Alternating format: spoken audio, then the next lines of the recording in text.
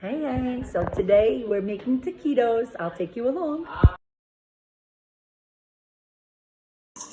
Okay, so I blended together the chicken that I shredded. I put salsa, chunky salsa dip, mild.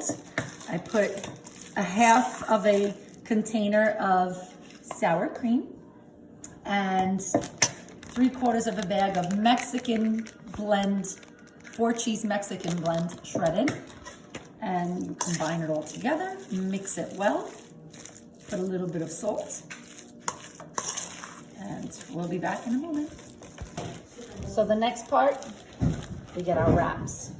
Lay them flat, and just get some of the chicken mixture, lay it out, and then we'll flatten it. Okay. Now spread it around. This might be a little bit much. You don't want them to overflow.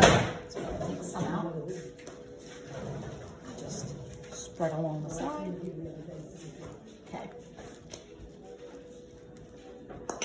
And now we're going to fold it in.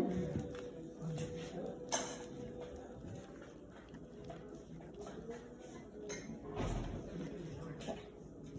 There you have it. Trying to produce